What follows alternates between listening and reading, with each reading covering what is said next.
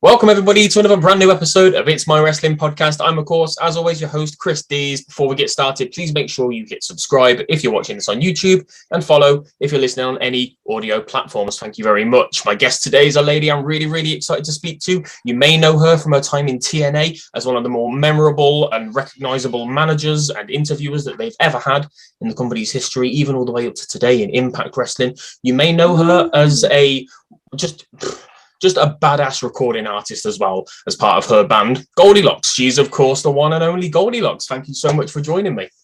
This is so cool. That was a nice fanfare. I appreciate it. I'm getting so lazy podcasting these days. I don't even do that. So thank you.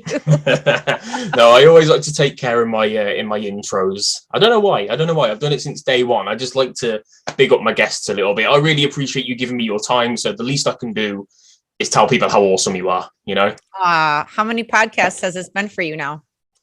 Coming up to a year and a half now. Okay. So I think on YouTube I've done over 100 videos now. It's been probably about 120, something like that. Wow, that's fantastic. Yeah. All right, you're doing it. That's great. Yeah. I went solo. I used to have two co-hosts, then one co-host. Went solo in June. I was really nervous about going solo, but my first ever solo interview was with your very good friend, Mr. Vince Russo.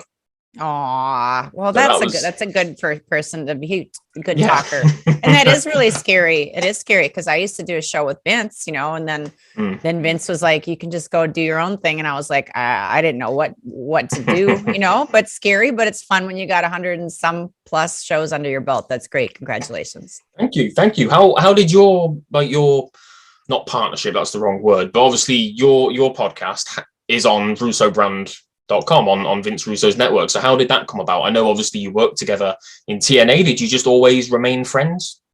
We've always remained friends, but like Vince is one of those kind of people that you don't have to talk to for years and then you just kind of pick up where you left off. Yeah. So you know, we've always been friends. We've never had any bad blood, and Vince just went and did his own thing and I kind of lost track of him. And I always knew he was doing his brand and whatnot. And he just reached out and said, I want to talk to you. And he was looking for like kind of doing a Howard Stern gimmick with him as Howard and then a Robin, like somebody that could hold their own. And he wanted to call it Bucket Full of Chicken Necks. Or I think he already had something like Bucket Full of Chicken Necks and he wanted to revamp it into this model. And I was like, sure. So, you know, I just went ahead and did it. And we did it for a long time. And then just some stuff hit the fan and like, he was just like, you can go ahead and do your own show because I don't want to get into his business, but like, there's just some red tape with some things. And he just said, yeah, I'm offering you your own show. And I was super paranoid. And I'm like, so I'm going to do my own show. I won't make any money. And I don't know what I'm doing. And you know what I mean? Like, and then I really debated it. I really debated it because I was like, I talked with some friends that do podcasting and they were all like, oh, no, do your own. And you can make all the money. And I'm like, make what fucking money? Like, do you know how hard this is? Like, I've got a huge audience over here, or I go on my own and like without Vince, you know what I'm saying? And just like, that's not, and I thought about it and I'm like, you know what? I'm going to not listen to anything that the people that I trust are saying. I'm going to go with my gut. And that's stay on a platform that has a following and an audience and grow it. It's so much easier to sometimes just say, I'm going to go do this and the grass is greener, but it's not, you know, and it's really, really hard to get guests every week. And then I get them and they no show today I had a beautiful woman who got a speeding ticket and she was late and I kind of knew that was going to happen. That's why I had us push back our time because if I'm going to put my hair and makeup, get it rocking, I'm going to schedule boom, boom, boom, boom, boom. And I try to have a little bit of a pad in there. And then I do other work in between. I'm not stupid. I don't just sit with my thumb up my ass waiting for the next gig. But, you know, she had an issue today. People cancel. I don't think people know, like when you podcast, just how difficult it is. And unless you're Joe Rogan and everybody's just calling you up to be on your show, it's really difficult to find quality talent that will show up and give you a good interview. But it's not difficult, but it's a challenge sometimes. Yeah, no, I completely agree. I've been let down by the same guest 4 times in the last week. Well, then you're a dumb motherfucker. So. I know. I know. I kept giving them chances. I was like, no, I'll give you the benefit of the doubt because, like you say, like it is hard to get guests all the time. It is challenging, and when you looks like you've got somebody in your grasp, you don't want to let them go, even if they do fuck you around a few times. Yeah, so, one time we get one slip up, and then I'll be like, okay, and then there's this won't come out till later, but there's a couple people today that have already stood me up last week, and I'm like, all right, great guest, I'll give you the benefit of the doubt. So I've sent a message saying, hey, are we still on, checking on you, and but the key to this, which I always tell people, is I've got something that I'm sure somebody else has come up with it too, but I feel like I coined it, and that's set yourself up for success. You've always heard the phrase, oh, you're setting yourself up for failure. Well, don't have something else. Like if this guest bags out on me today at their time, I've got video to edit. I've got photos to edit. I've got songs to write. I've got recording to do. It's like, don't just leave yourself high and dry. Like always have something else to fill that time with, so that you're being completely maximizing your productivity.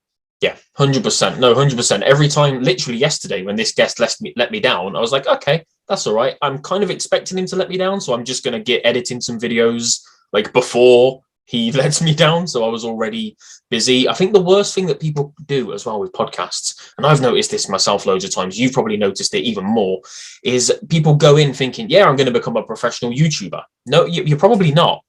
Like 0.01% of YouTubers are able to do this as a career, I guess you would say. Like if you don't do it if you're not going to do it for enjoyment, I think is important. Like if it stresses you out or it makes you angry or you're not getting enough views or enough downloads or subscribers and you're getting angry about it, just stop. I just think everybody should stop podcasting. I really wish you would, because most people are doing it for the wrong reason. And I'm opposite of you. I'm like, don't do it for enjoyment. Do it because you want to really get out there and hustle. You know what I mean? Because I'm gonna agree to disagree with you, and that's perfectly fine in the world. I think that it's so flooded with so many people that are just dicking around and they're not taking it seriously, and they are just doing it for enjoyment. That I say, sit this one out, bro, and leave it to the professionals. We're the pros of pros. Leave it to the professionals, because we actually really want to do it, and it's part of a plan. And I just wish everybody would just chill the F out. That's me. I think it's watering it down like too much, so that you don't hear the great people that are out podcasting, because there's just so much noise with all the other little piddly doodahs. And I'm not being negative and I'm not being mean. I'm just every time you throw a rock, you hit somebody that's got a podcast. So yeah. Something during COVID, there was, when I was with my old co-host, there was one Friday in particular. He told me that 30,000 new wrestling podcasts were signed up on that day, on that one Friday. And that's crazy. And Amazon during COVID sold out of all mics. Like you couldn't get any sort of podcasting mic, and that's why I was just like, crazy. Come on, like some of us really do this and like depend on it and need it, and then it's like. Everybody, even some guy that I was going to date that stood me up. Then I saw, he's got a podcast. I'm like, no wonder you wanted to hang out with me. You just wanted to learn about podcasting. No, I completely agree. It's so watered down. It's so oversaturated now. But anyway, right. Let's talk wrestling. Let's talk you. I want to go right back to the start. So before wrestling, you formed your band. You had GoldyLocks. You have supported some huge acts, like off the top of my head, Saliva, Maroon 5, One Republic, Pink, loads and loads more. When I was looking into it, I was like, wow, I had to take a step back. I was like, that's a pretty impressive list. Like, how did you make that transition into wrestling then? Because it's not the most common career path to go from music to wrestling.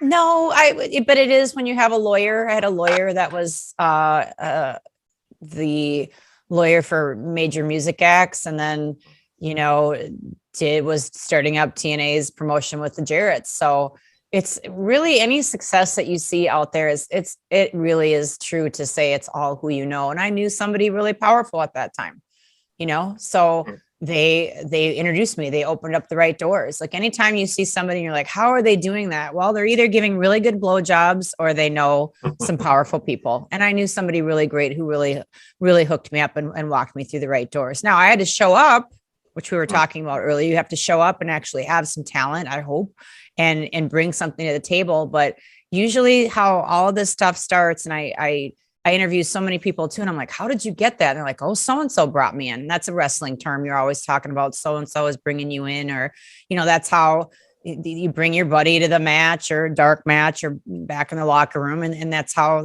history is made. So I had a really powerful connection that helped me. So was it something that you wanted to do, or was it like pitched to you? Were you just completely blind? Right. Nope, pitched blind. No idea. It wasn't never anything I set out to do or aspired to do or even wanted to do. So glad that I did it, but which can attribute to, why I just had this attitude like I didn't really care, which was true. That's a complete shoot. I look back in hindsight and I'm embarrassed of it, but you can't change the past. I wish I would have been more present.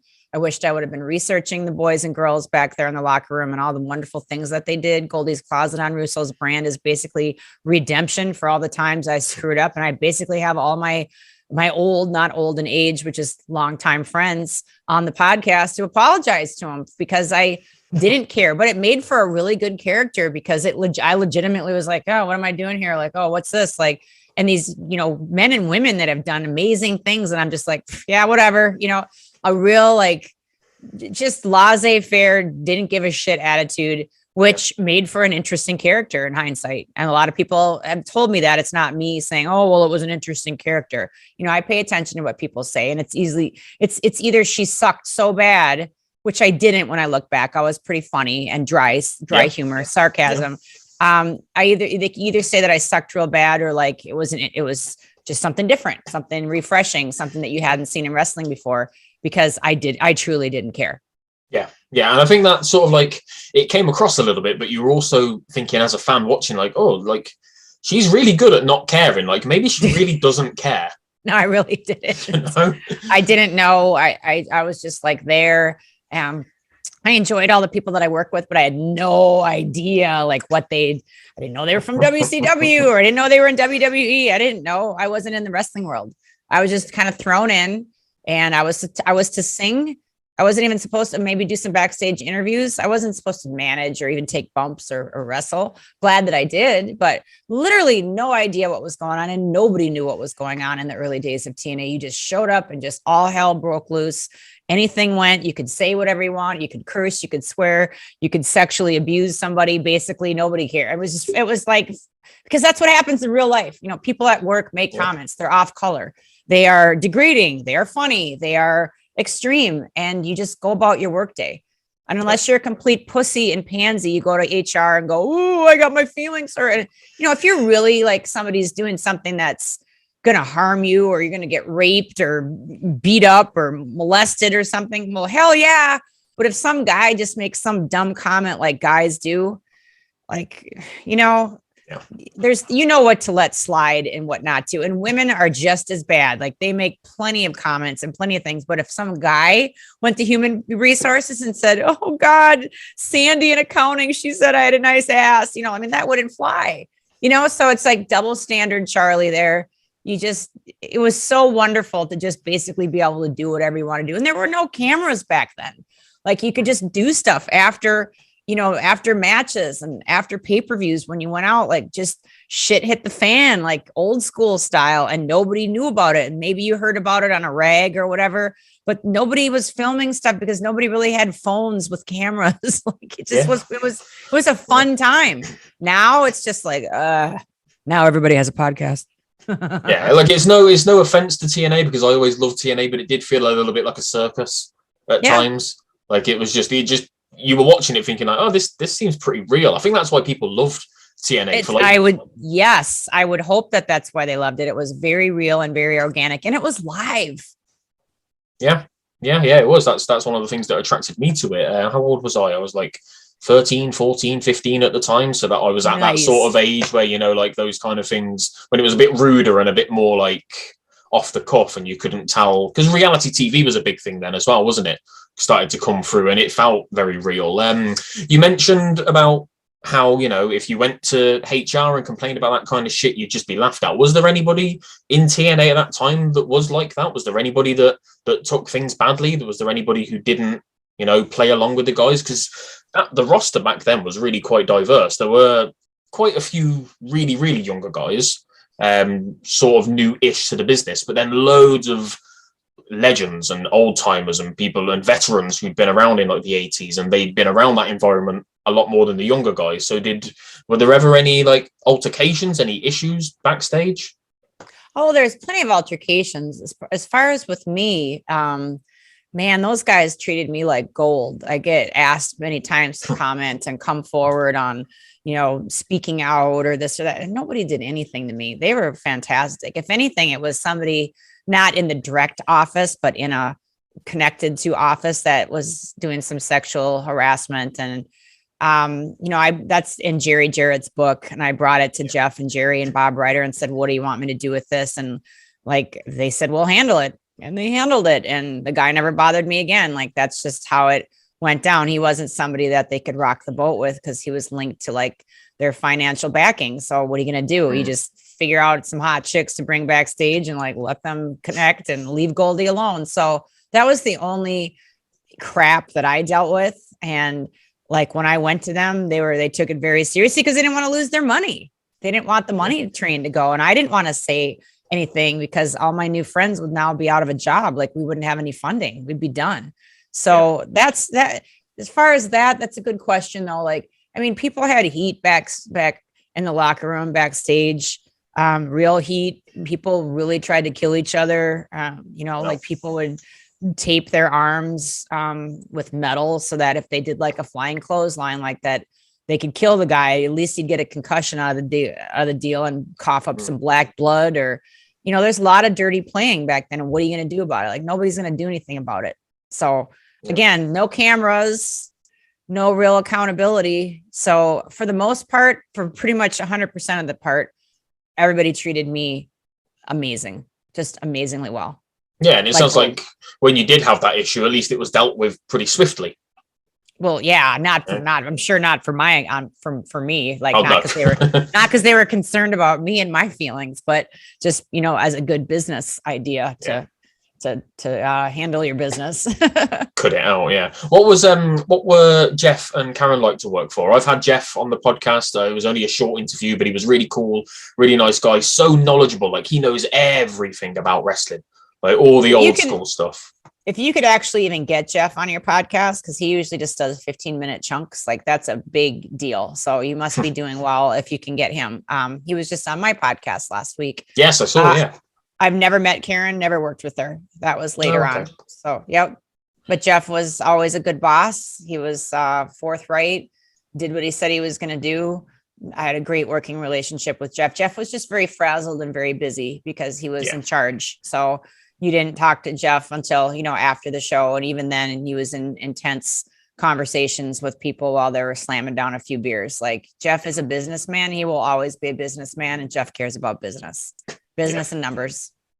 Yeah, I had Chris Wildcat Harris on the show last week, and he said pretty similar things. Like I've never heard anything bad said about Jeff. That's the thing. I don't know.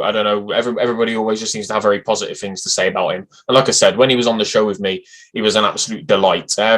What were those early days like then? Like, did anybody take you under their wing and try and sort of like guide you through, or were you just very much like thrown in at the deep end? Not really. No. Like, so when people are like, yeah, you suck or whatever, she sucked to work with. Alex Shelley was like, she was the worst person that I ever worked with in this business. Well, then, you know what? Okay, so be it. But what did you ever do to like take me aside and say, you know what, if you did this differently, or you should try this? Now, I will say, Jerry Lynn was somebody that was, hey, you should try this. This might work for you. And he was super cool, like just chill. Hey, I saw what you did. You know, if you did that Jerry's like a total ladies man. Like he knows how to handle the ladies. I know he's got a beautiful daughter now, a beautiful wife. Like he knows what he's doing in the female department. So I would say Jerry Lynn. Elix Skipper gave me advice, but it was more on dating and my love life, because I was having a lot of problems back then. Never about the business, but like he was always one to just tell me to just give somebody a second chance, or chill out, or think about it, or sleep on it. Eric Watts was great giving me advice. He would very diplomatic, just right in my face. You say it like this, and but like he was great. Like I didn't know what psychology was in wrestling. I didn't know people's past. I didn't know anything. I don't care, girl. Like I'm here to just do my thing and rip on the dups and commentate and do my backstage interviewing. But Eric was very, very good at helping me as well. And that's about it. Mortimer Plumtree offered me a little advice from the very first pay-per-view. I would say the only other person that, of course, guided me is Vince Russo. But Vince guides you by saying, what do you want to do? Okay. Not even why do you want to do it? Let's make that happen. And let's take your idea and let's make it the best bang for the buck that we can get. Like that's what Vince is just really good at, taking what other people already do and figuring out a way, not even to make it better, but to facilitate it. But of course he makes it better. But yeah. Vince was the most powerful person that I had in wrestling. And it hurts me when people that don't know him or, they don't know what's going on behind the scenes and like, oh, he did this and he had great ratings when he was with WWE, with WCW. He did really good by them. And when your stuff's tanking and not doing well and you risk the facing, losing your show, well, then you're going to think of out of the box things to do. And I think it's so easy for people to just sit at home on their armchair warrior watch and view these matches and think like, oh, I do that. You don't know what you do. You're not looking at the hard numbers. You don't know who's staying and who's going home that night. Like, just shut up, enjoy it, be entertained, and stick to what you do, which is going to work every Monday through Friday or whatever it is that you do. Yeah. Yeah, no, I completely agree. There's so many armchair bookers and, like I said, people who think that they could run an entire company. Like, I have only ever spoken to one guest. It was Jasmine St. Clair. She had she only had like a smaller promotion, but she was still in charge of a promotion. Wasn't even really on the radar of any fans, particularly. It was so small time. But even she said, like, nobody in the world knows how much it takes to run a promotion of any size. And yet here we are. I mean, I've fallen foul of it. I've done it a few times myself, saying, oh, I could do this better. I could do that better. I think we all have, but I don't really mean it. But there are people, especially on Twitter, who genuinely think that they could run WWE if they were just dropped in there right now. People are insane. You don't know shit about anything. You can just shut up. Like, you don't, when it comes to all of the things that you have to do and bending over backwards and asses that you have to kiss. And my dad used to always say to me, nothing in life is free. And it's like, if things look like really good, there's going to be catches and bullshit and fine line and fine print and things that you have to do. And, sometimes you're rolling along and then something else just stumbles in. You're just like, I wasn't counting on that, So yeah. Yeah, I've got to say as well, it's always nice to hear somebody say nice things about Vince Russo, because I'm a big fan of the guy. Like I said, I had him on the podcast. It was back in June. So, like, as I said, my first solo interview. And he was so awesome and so humble and so kind. And after I told him at the start, like, this is my first time doing it. And he put me at ease. He made me feel really comfortable.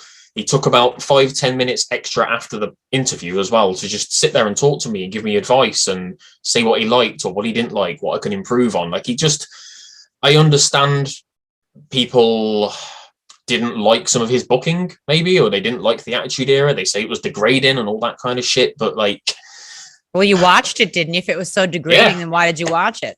Yeah, it didn't stop you, did it? But wouldn't have been degrading if nobody watched it. So, you know what I'm saying? Like, it's just like people that bitch about porn, you know what I'm saying? And we should do away with this. And then, well, have you watched it? Like, guilty, so I got to watch what I say. So if you have to watch what you say, then maybe you just shouldn't say anything at all. Yes, there we go. Perfect. That's it. That should be the motto.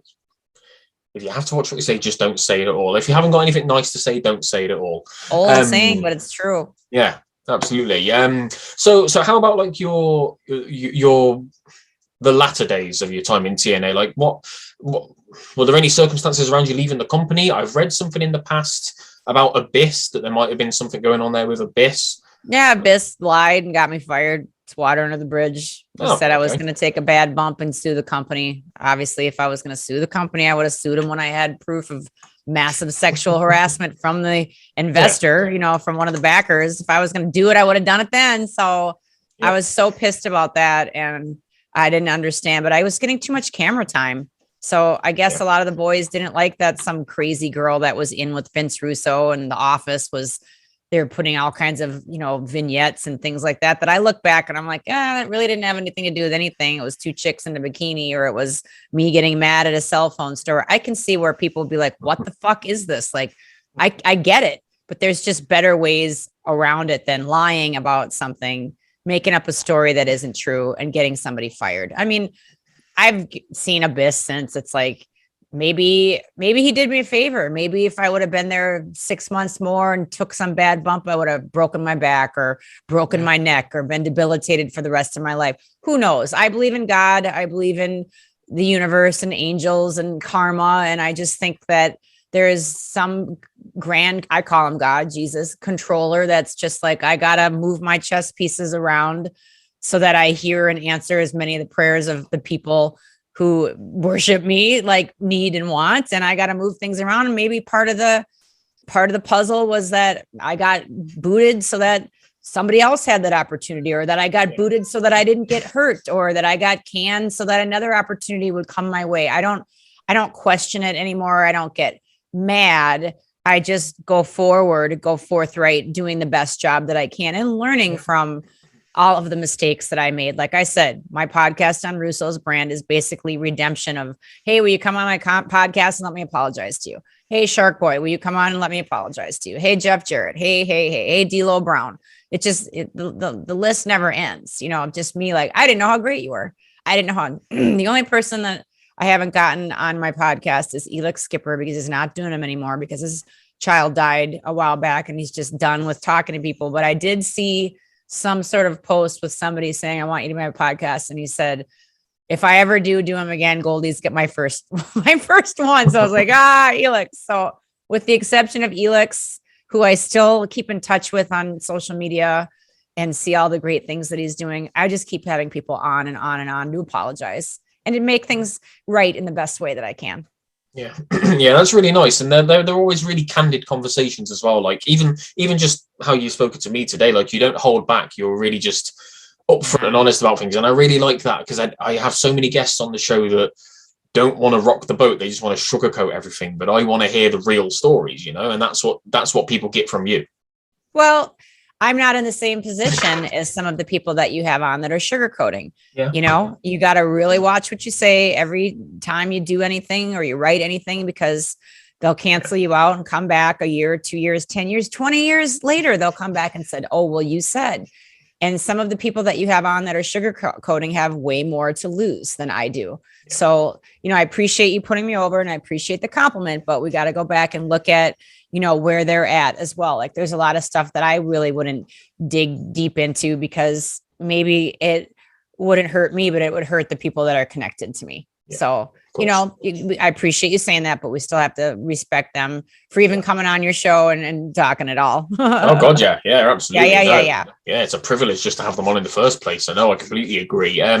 So like around your exit, obviously once you did leave TNA, from what I remember of you in TNA, like you were always on TV, regularly used, managing, interviewing, you were recognizable, had a great look, loads of charisma. Were there ever any discussions like to maybe go to WWE or anywhere else once you left? Were there any contact?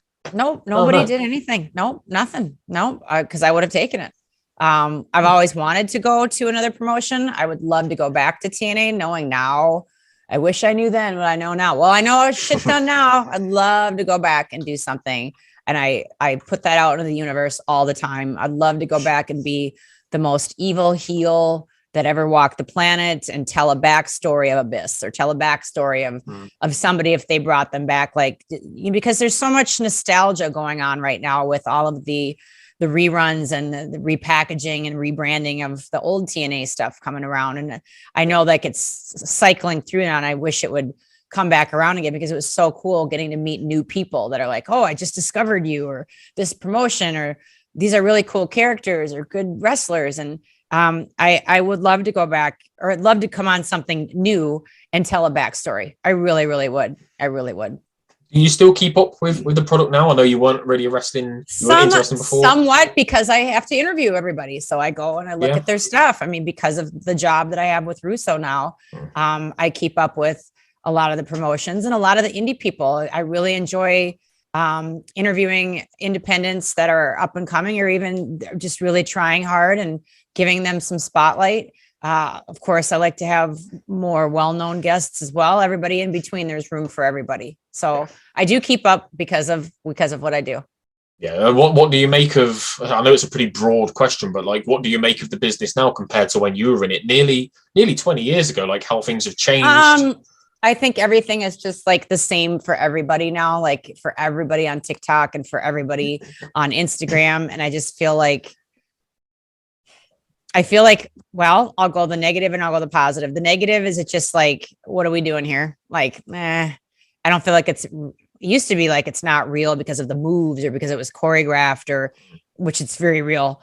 Now I feel like it's not real just because I feel like everybody's just sort of pretending that they're wrestlers and pretending that they're in the business, and look at my Instagram and look at my social and blah, blah, blah, blah. Now the positive of it is I interview a lot of women, and it's like very similar backstories on most of the women coming up in wrestling now. They all have gymnastics or martial arts background, and they are fucking fierce, on fire. So to take that sort of training and history and bring that forward, I think there are some really, really, really powerful female and male new up and coming workers. And I'm really proud of that. And I'm really glad for that for the business. I think there has been, I think the emphasis on promos and talking has gone by the wayside, because we don't talk anymore. We just get online and look at stuff and swipe left or right or hit a like button. It's not the same as the old school really selling an injury, and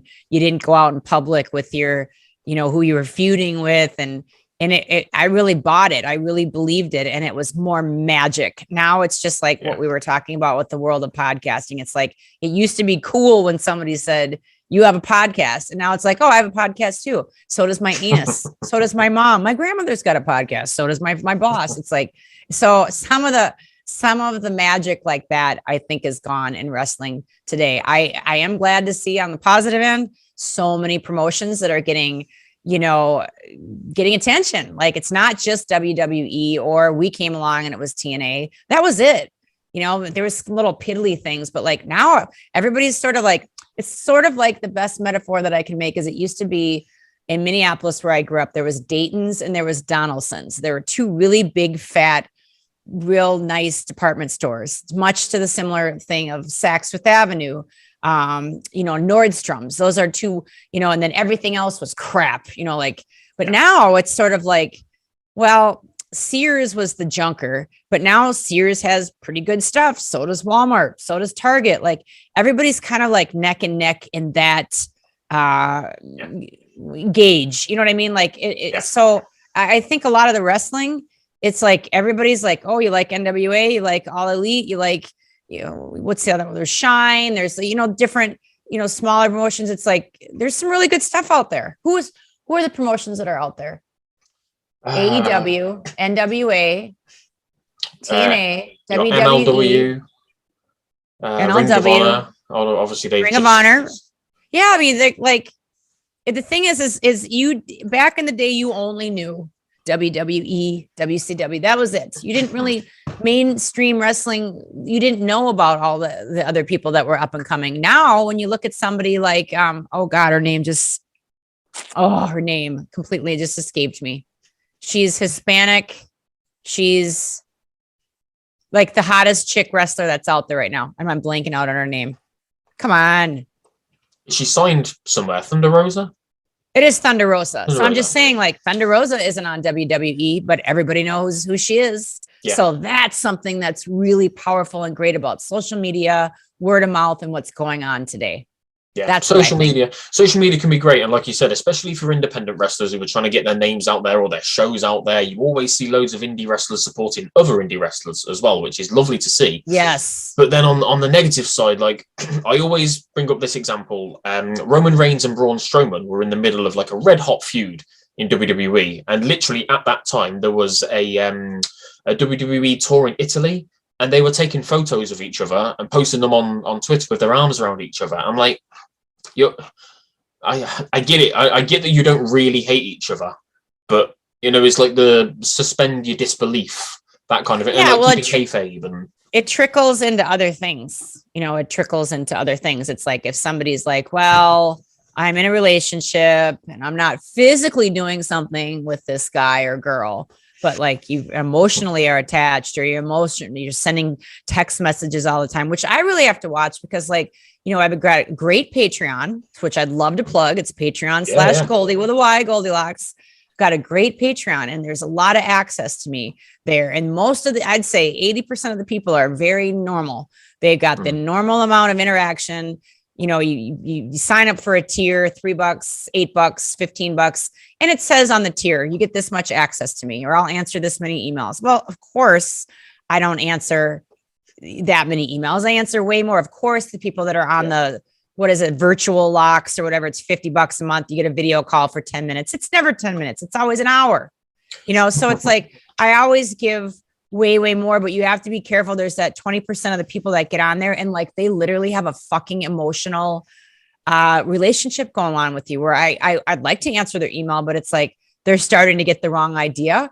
And they're starting to fantasize in their mind that there's something more here going on than it is. So back to the point that I'm going off on a rant about is, for people that are on vacation, and we all know it trickles into just a whole vibe and the whole territory of, well, if that isn't real and the storyline isn't real and the feud isn't real, then what else isn't real? People just love to ask questions. Is this even real at all? Like, are they even taking bumps? Is it all simulated? Is it? So if you're going to do it, like we go back to the beginning of the podcast, if you're going to podcast, do it and mean it.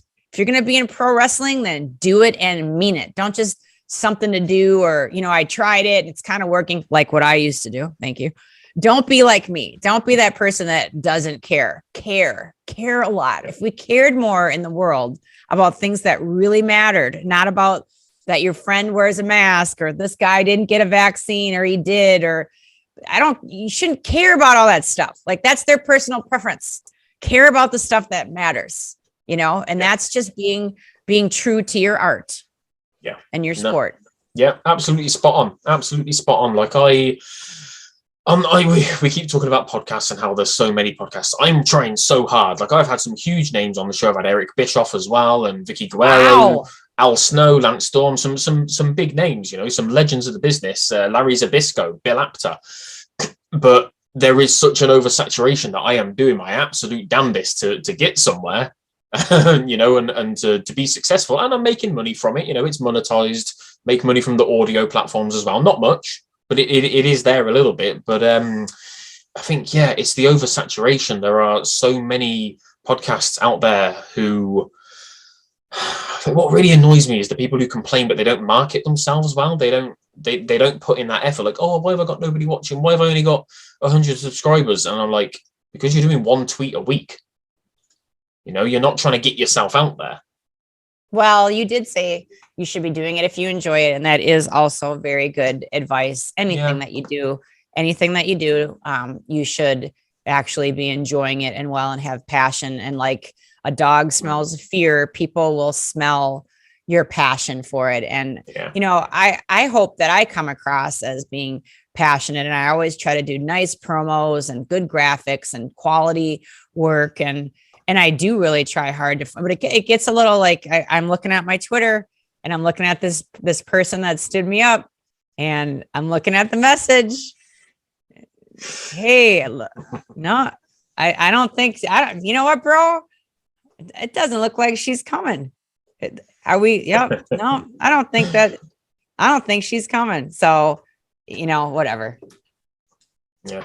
No, I know. I don't blame you. I don't blame you for that attitude. It's hard. Like I say, it's hard when you're trying so hard to get guests, especially when everybody else is getting the same guests. That's another thing that really annoys me. Like, I reached out to you because I thought you'd have interesting things to say, be a great chat, which you have been. But I also reached out to you because I thought, well, I don't see you going on many other shows. I know you went on Hannibal. Obviously, you've done stuff with Russo in the past, but so many wrestlers now, especially if they've just been released by a company, will just go on like 50 different podcasts in the space of a couple of weeks. And they all get like less than 100 views, and everybody's upset. Like, oh, I spent $500 on this guest. Why didn't I get any views from it? It's like, you got to know, you got to be different, got to be unique. How many podcasts are out there who just do wrestling news? You know, millions. There are millions of them that just do the same thing. And I try and stick away from news. I just want to have great conversations with people, get to know the people behind the character, behind the wrestler. You know, maybe that's where I'm going wrong. I don't know.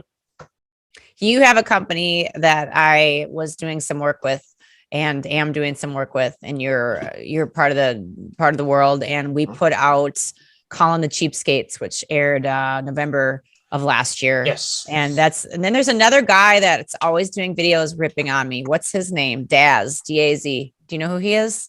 No, not Yep, familiar. he's a really, really popular guy who basically just in the UK sits and rips on reality TV. And he just throws you to the wolves, and it's hysterical. So I love the UK. I love all that, and can't wait to do more work over there because it's fun. Definitely, it is. It's a place like no other. Right, I wanted to throw a few names at you. I don't know if they were in TNA around the same time that you were. I feel like they were over those couple of years. Let's go.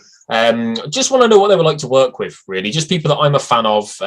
If they were cool, if they were not cool, if you got any stories that you want to share, keep it brief, go into detail, whatever you want. So AJ Styles is a name I have to ask about. What was he like to be? Because he's been in TNA, was in TNA forever. Yeah, I mean, AJ Styles was one of those really sweet guys that I remember the first day that I met him. I think his wife was with him at the time. Always walked the walk. Somebody that I still from time to time reach out to or have a quick word with. We're not like friends. We don't hang out or talk on a regular basis, but he was always super kind to me. And I remember he was one of the faces that came and flashed in my mind when I was like, I could get a lot of money if I sue this company right now. Like I could get a lot, like the proof that I have and the sexual harassment that I have on calls to my, I had a little voice recorder that I would record onto that. Like what this guy is saying is so wrong and so inappropriate. Like I could literally get probably millions of dollars for this. And I remember when I thought about that, and then I thought, but what about all these people that this is like a shot for them? AJ was one of the first faces that popped up in my mind. I was like, well, what about AJ? Well, what about Elix? Well, what about these guys that have families and like, they're really going for it. And this is an opportunity. Like, so AJ was one of the first people to pop in my mind of why not to go after money. So that says a lot about him.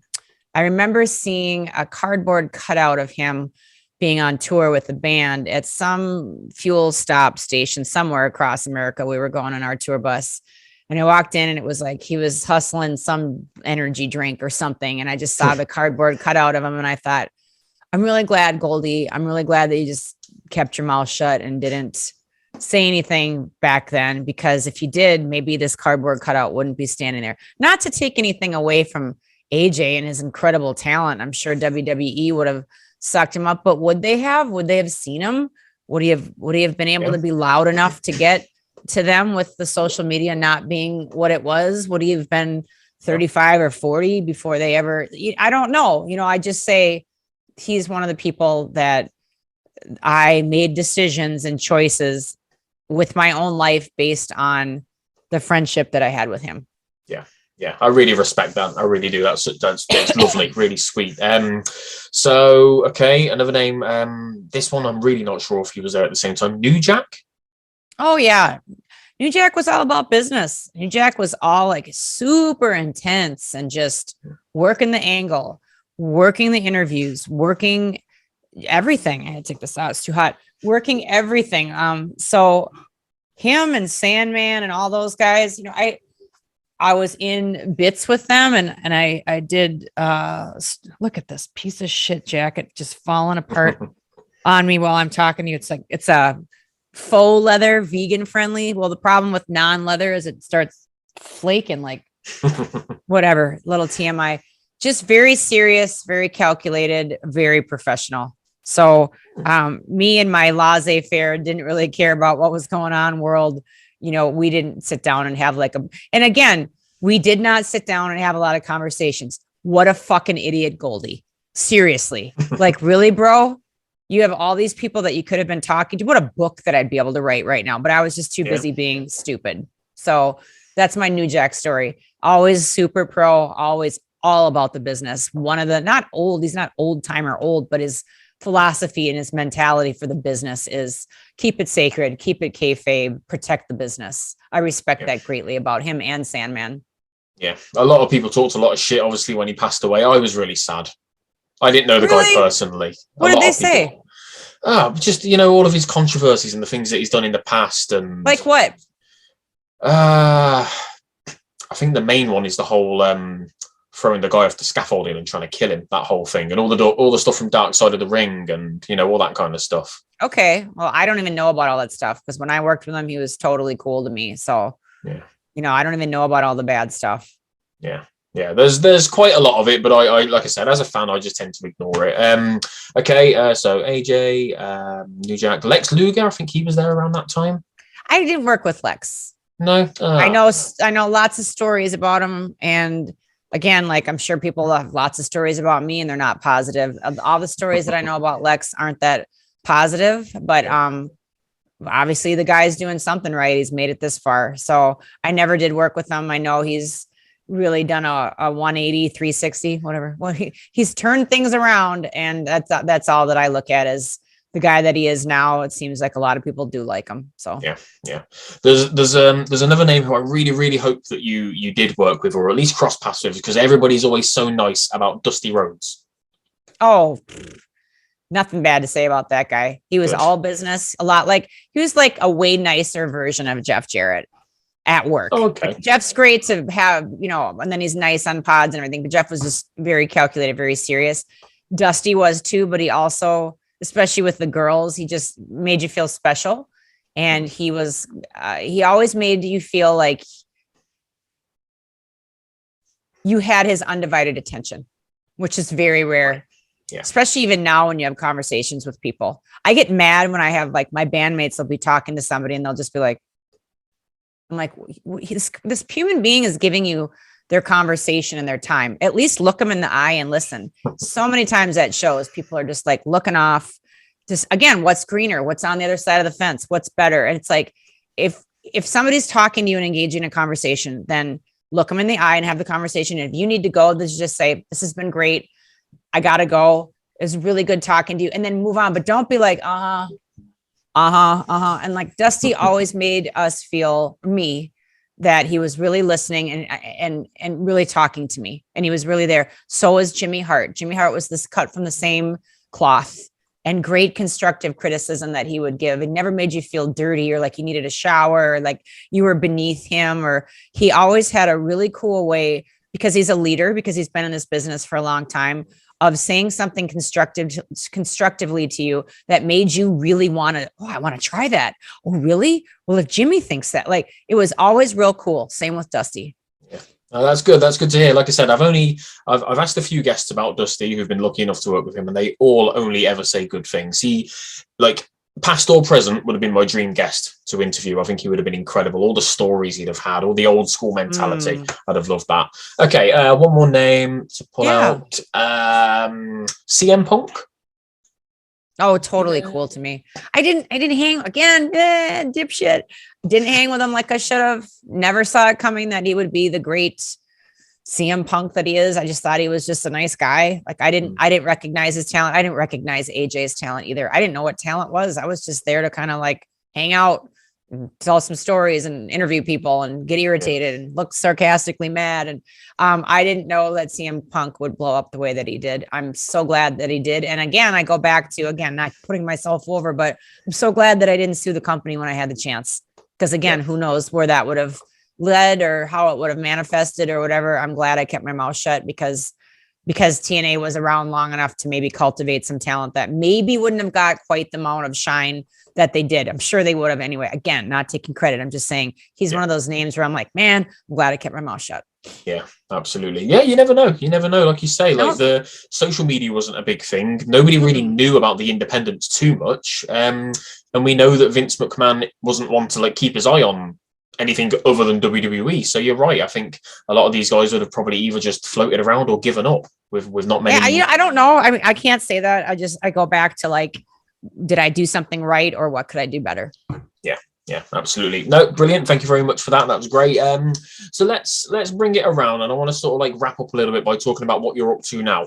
GoldyLocks, the band, you know, you're still touring. I know you've got a couple of dates coming up soon in February. Obviously, you've got the podcast as well on Russo brand. The show on TLC as well. So like you're a very busy woman. I'm just waiting. I'm really looking forward to more of TLC or more of Calling the Cheapskates or more of TV, because with that brings amazing opportunities for more shows and more places to play. And you just keep on creating original content, keep on recording, keep on writing new things. And I just can't wait to get on more festivals and more fairs. And if anybody's listening and you have a contact someplace, whether it's UK based or here or wherever, like we just want to play. We want to play big shows. It's just really, really fun with the wrestling training that I have and the world that I've been in for the last 20 years. I think it gives the band an incredible edge, and I'm really proud of that. So just continuing on, got a great Patreon. That's what I mentioned, Patreon/GoldyLocks.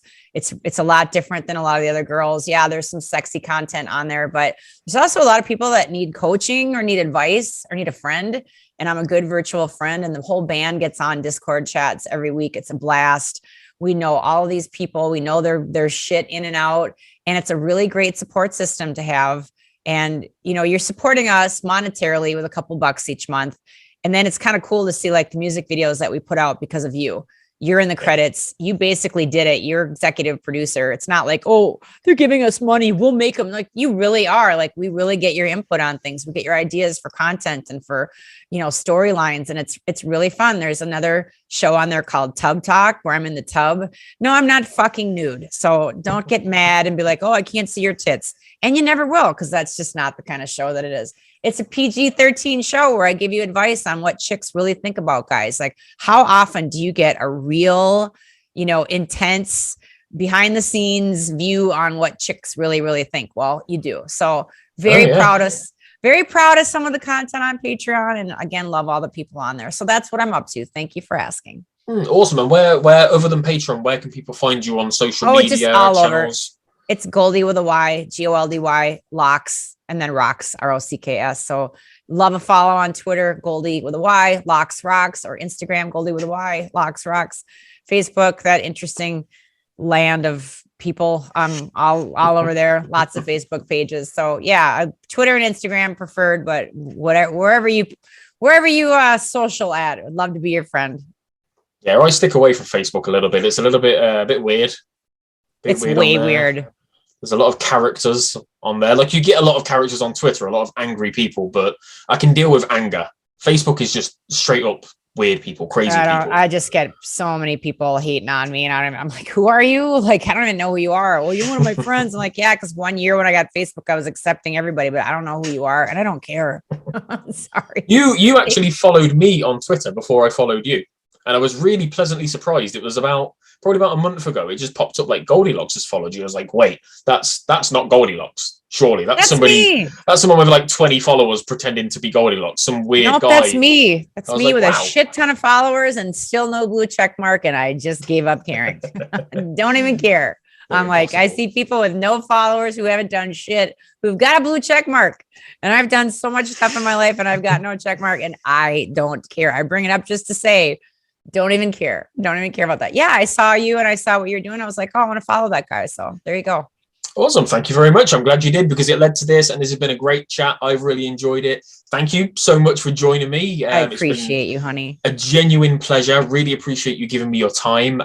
Guys, girls, thank you for listening and watching as well. Like I said at the start, please hit subscribe, please hit follow, drop a comment, let me know how you enjoyed this episode. I've got a Patreon as well. I've got a mailing list. It's all in my link tree. Just hit me up on Twitter. You can find it all there. And yeah, I'll look forward to catching you next time on It's My Wrestling Podcast.